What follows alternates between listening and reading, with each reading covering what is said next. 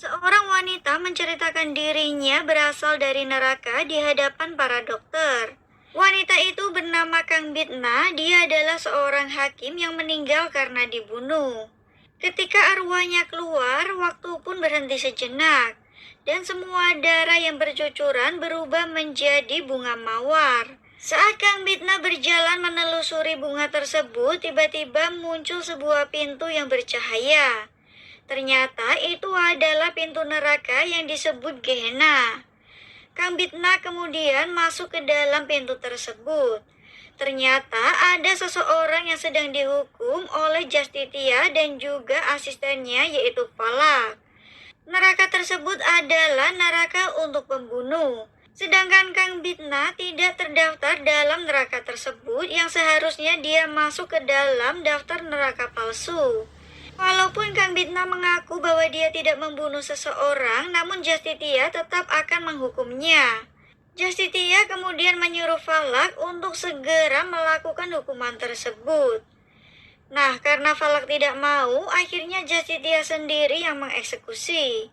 Seketika Baal datang sebagai direktur neraka.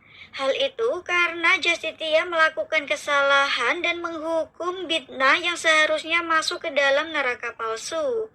Namun Justitia tidak mau mengakui kesalahannya sehingga Baal menghukumnya untuk mengambil 10 nyawa dari pembunuh dalam waktu 1 tahun. Selain itu, Falak juga ikut dihukum bersama Justitia dan mereka harus melakukannya dalam waktu 1 tahun, jika tidak maka mereka akan mati. Justitia masih terus saja menolak, akhirnya Falak pun menusuknya. Kemudian Justitia tidak bisa berbuat apapun selain melakukan perintah tersebut. Justitia kini akan menggunakan tubuh Bitna yang meninggal akibat ditusuk oleh seorang pria. Kini Kang Bitna pun terlahir kembali dengan arwah milik Justitia. Itulah kenapa dia diperiksa oleh banyak dokter karena Kang Bitna didiagnosa terkena penyakit mental delusional. Para dokter pun merasa prihatin dengan kondisinya. Keesokan harinya, Kang Bitna juga masih menjadi seorang hakim. Kini dia akan menangani salah satu kasus dari polisi yaitu Handaun. Saat Kang Bitna datang, semua orang dipersilakan untuk berdiri dan duduk kembali. Kang Bitna mempunyai kebiasaan untuk meminum Coca-Cola. Handaun dituduh sebagai orang yang melakukan penyerangan. Ternyata korban kabur setelah menyerang warga. Dia juga membawa sebuah pisau. Itulah kenapa Handaun melakukan penyerangan dan juga melakukan pembelaan diri. Kemudian mereka menjalani sidang dan pria itu dibebaskan dengan denda kecil. Pria itu mengaku bahwa Handaun melukai tangannya. Setelah melihat hasil laporan kesehatan, ternyata tidak ada bukti bahwa terdapat luka dari pria tersebut. Tentu saja karena polisi juga tidak bisa meminta pisau dari pria tersebut secara baik-baik. Ternyata jaksa penuntut tersebut adalah anak dari teman ibu korban. Kang Bitna merasa bahwa tuntutan tersebut sangatlah konyol. Tiba-tiba dia terburu-buru karena harus pergi ke suatu tempat. Handaun kemudian memberikan pernyataan bahwa dia tidak menyesal karena tidak merasa bersalah. Akhirnya sidang itu pun selesai, Handaun dibebaskan. Ada sekelompok anak TK yang datang ke pengadilan. Mereka bertanya kenapa patung tersebut matanya ditutup. Di saat bersamaan Kang Bitna lewat. Namun Kang Bitna mengaku bahwa dia bukanlah hakim melainkan iblis. Hal itu membuat anak-anak tertawa dan tidak percaya jika iblis terlalu cantik. Kang Bitna memberikan jawaban dari filosofi patung tersebut yang membuat guru TK tersebut menjadi panik. Dia juga mengatakan bahwa patung itu bernama Justitia sebagai Dewi Keadilan. Tetapi dia malah mengajari anak-anak bahwa keadilan sudah mati dan mereka tidak membutuhkan keadilan. Kang Bitna kemudian buru-buru pergi dan di saat bersamaan Handaun mengejarnya.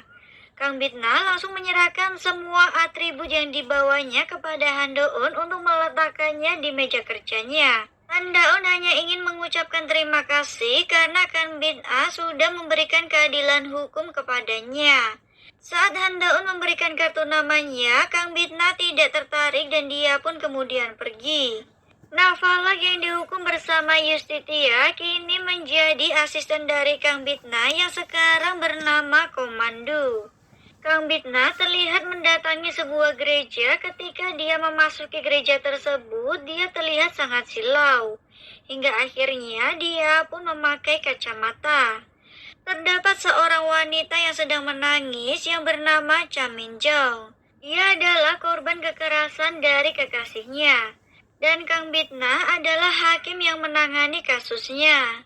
Namun Cha Minjong ingin membuat surat pernyataan untuk membebaskan kekasihnya serta memaafkannya. Namun Kang Bitna berusaha mencari tahu lebih dalam apa yang dirasakan oleh Cha Minjong. Cha Minjong merasa tidak nyaman dan dia pun buru-buru pergi. Namun Kang Bitna terus saja mengikutinya, tetapi Cha Minjong masih tidak ingin menceritakan semua yang dia alami. Tiba-tiba dua polisi datang karena Cha Minjong menghubunginya dan merasa terganggu. Tetapi Kang Bitna mengaku dia adalah seorang hakim namun tidak bisa menunjukkan tanda pengenalnya. Polisi justru menemukan surat diagnosa dokter yang menyatakan Kang Bitna mengalami delusional. Setelah dibebaskan, Han Daon akhirnya kembali ke kantor polisi dan siap bekerja lagi. Tetapi ternyata Kang Bitna bertemu dengannya di kantor polisi. Han Daon pun harus melakukan tugasnya dan juga mendapatkan pernyataan dari Kang Bitna. Namun ternyata Han Daon adalah polisi yang menangani kasus Cha Minjong. Kang Bitna mengaku bahwa dia ingin mengungkap fakta yang disembunyikan oleh Cha Minjong. Kang Bitna akhirnya dibebaskan dan Han Daon mengembalikan surat diagnosa dokternya. Han Daon juga mengatakan bahwa Kang Bitna pantas menjadi seorang hakim. Sidang pertama pun digelar untuk kasus Cha Minjong dengan terdakwa Moon Jong Jun. Ia melakukan penyerangan serta mengurung dan juga mengancam kekasihnya. Selain itu, pihak dari Cha Minjong juga mempunyai bukti foto-foto dari penyerangan yang dilakukan. Kini Moon Jong Jun tidak bisa menyangkalnya. Tetapi Moon Jong Jun mengatakan bahwa dia melakukannya tanpa sadar. Dia juga mengaku lebih baik mati jika putus dari Cha Minjong. Kang Bitna nampaknya mengetahui sesuatu dan dia sepertinya tahu bahwa Moon Jong Jun hanyalah berakting atau berpura-pura. Dia pun akan memberikan keputusan untuk sidang selanjutnya. Han Daun meminta orang tua Cha Minjong untuk bersabar. Di saat akan keluar, Moon Jong Jun memberikan salam kepada kedua orang tua Cha Minjong dan terlihat tidak menyesal dengan perbuatannya.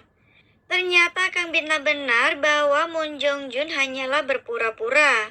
Dia juga sangat kesal karena belum bisa menghukum orang yang melakukan pembunuhan. Komando menyarankan untuk mencari kasus tentang pembunuhan berantai. Jika ada 10 korban, Kang Bitna bisa menyelesaikan misinya dengan cepat. Tiba-tiba Han Daon menelponnya. Dia memberitahu bahwa Moon Jong Jun tidak menyesal karena dia melihat sendiri berbicara dengan orang tua Cha Minjong. Kang Bitna kemudian meminta bertemu dengan orang tua Cha Minjong secara empat mata. Ibu Cha Minjong mengatakan bahwa Cha Minjong sengaja menulis surat pernyataan karena takut. Dan orang yang melaporkan Moon Jong Jun adalah ibunya. Ayah Cha Minjong mengatakan jika pelaku dibebaskan, maka pria itu akan menghantui Cha Minjong selamanya. Kang Bitna senang tetapi dia harus berpura-pura sedih. Itulah kenapa dia membuat matanya terasa sembab. Kang Bitna pun meminta kepada kedua orang tua Cha Minjong untuk menceritakan secara detail apa sebenarnya yang terjadi antara Moon Jong Jun dan juga Cha Minjong. Dia pun kembali ke kantor dengan senang. Kang Bitna disuruh meminta maaf karena telah mempermalukan jasa. Dia juga berkata tidak sopan di depan anak-anak TK. Nah, Na Yong Jin juga menganggap bahwa Bitna menggunakan riasan terlalu tebal. Namun Kang Bitna tidak memperdulikan semua itu. Kang Bitna kini menemukan satu orang yang akan menjadi korbannya. Dia pun memberitahu rencana tersebut kepada komando. Sidang putusan akhirnya digelar. Nah, Kang Bitna siap-siap untuk membacakan hukuman yang akan diterima oleh Moon Jong Jun. Di luar dugaan, Kang Bitna justru hanya memberikan hukuman denda 3 juta won kepada Moon Jong Jun. Tentu saja hal itu membuat semua orang kaget, tetapi membuat Moon Jong Jun sangat senang.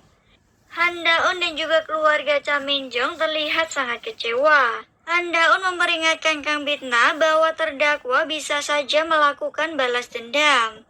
Dia juga menganggap Kang Bitna berbohong untuk memberikan hukuman setimpal. Tetapi Bitna mengatakan bahwa dia tidak merasa kasihan terhadap korban.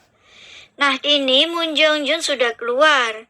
Han Daun menghampirinya, namun saat dia memberikan tahu, Han Daun menjatuhkannya.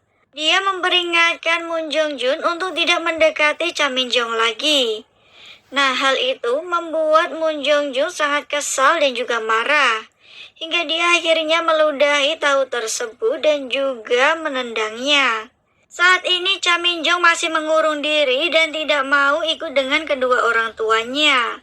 Mereka pun hanya meletakkan makanan di luar pintu.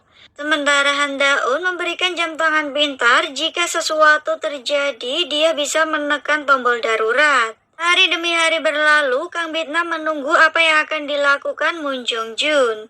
Sementara Han Daun masih terus mengawasi rumah Cha Min Jong. Han Daun datang beberapa kali dalam sehari. Rekan kerjanya protes karena kasus lain terbengkalai. Kim Soo Young akhirnya memberikan waktu hanya 1 kali untuk mengawasi rumah Cha Min Jong. Di sisi lain, Cha Min Jong akhirnya memutuskan untuk keluar dan menelpon ayahnya untuk menjemput. Kang Bitna kesal karena masih belum terjadi apapun. Komando menjurunya untuk mengecek ke dalam cermin. Kang Bitna pun kemudian menulis nama targetnya. Setelah menulis nama Moon Jong Jun, dia melihatnya sedang membeli palu.